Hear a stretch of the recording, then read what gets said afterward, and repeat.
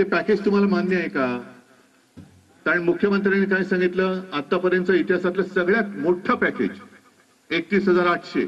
आता त्याची फोड जी केलेली आहे, एक मिनिट आकडेच त्याच्यामध्ये केलेले. एक तर पीक विमा तुम्हाला मिळाले नशीब, कारण काही ठिकाणी पीक विम्याचे पैसे जे आले ते 2 रुपये 3 रुपये 6 रुपये 21 रुपये. आणि महत्वाचं म्हणजे त्याचे जे काही मदतीसाठी ट्रिगर होते ते ट्रिगरच काढले.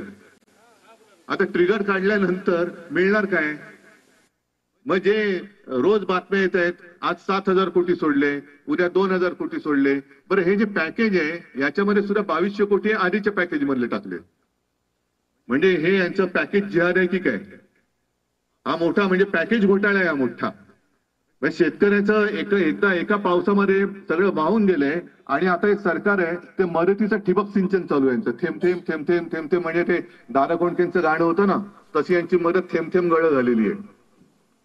थेंब थेंब टाकतायत नुसते आपले. काय उपयोग काय त्याचा? करायचं असेल तर आज करा. आणि अनेक ठिकाणी मला कल्पना आहे की पंचनामेच झालेले नाहीयेत, अधिकारी येतच नाहीयेत. पंचनामे झालेले आहेत पण मदत येत नाहीये. मी तर म्हणेन नागेश, तुम्ही जे बोललात ना, तुम्ही खासदार आहात, हक्काचे खासदार आहेत आणि हिंगोली नांदेड हा नाही म्हटलं आपला भगव्याचा बालेकिल्ला आहे. मी सर्व शिवसैनिकांना सांगतोय आणि आपले जे आमदार खासदार निवडून आले त्यांना सांगतोय, जा तिथे जे कार्यालय, जिल्हा कार्यालय असेल, तहसीलदार असेल, तिकडे जाऊन बसा, घेराव घालून बसा आणि त्यांना सांगा या गावात तुम्ही का गेला नाहीत, पंचनामे का झाले नाहीत, या गावामध्ये गेलात पंचनामे झाले, मदत का आली नाही.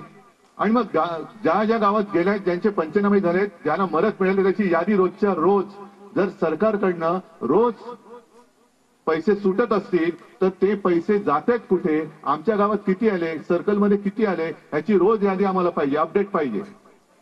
हे द्यावंच लागेल. आम्ही त्यांना तुमच्याशी भांडायला नाही आलो.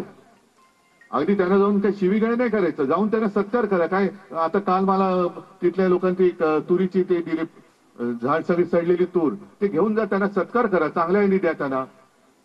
आनंदाचा शिदा बंद झालाय, सडलेलं कुजलेलं किडलेलं धान्य देत आहेत, ते त्यांना घेऊन जा, त्यांना घ्या बाबा, आम्ही तुमचा सत्कार करतो, आम्ही तुमच्यासमोर हात जोडतो, पाया पडतो, पण जोपर्यंत आम्हाला हे सगळं मिळत नाही तोपर्यंत आम्ही तुम्हाला सोडणार नाही. तुम्हाला सगळं आम्हाला जे काही धान्य मिळतं ना त्याचं सगळं धान्य शिजवून आम्ही तुम्हाला खाऊ पिऊ घालू. म्हणजे सडलेलं तांदूळ असेल त्याची खिचडी करून आम्ही तुम्हाला पोटभर जेवा, हायब्रिड असेल त्याचं काय आणखीन करून द्यायचंय ते द्या, पोटभर जेवा, पण आम्हाला न्याय द्या. नाहीतर काय होतं की आपण एक छत्रपती संभाजीनगरमध्ये मोठा मोर्चा काढला, काय झालं पुढे?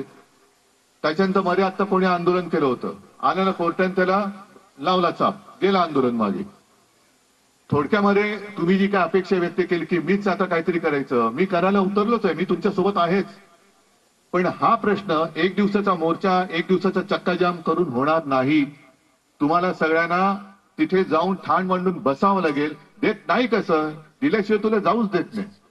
सांग तुझ्या कोण तुझे शासनातले प्रशासनातले बाप लोक असतील ना, खालनं वरती वरती वरती. कारण मुख्यमंत्री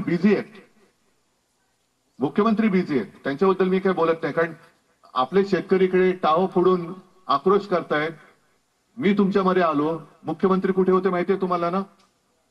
बिहार. आणि नुसतं बिहारमध्ये जाऊन काय बोलले ते कि पंतप्रधानांचं सगळ्या राज्यांवरती प्रेम आहे, लेकिन अंदर की बात मैं आपको बताऊं, याना बऱ्या अंदर की बात माहिती, ती आपली जाहिरात मला आठवली, या अंदर की बात है.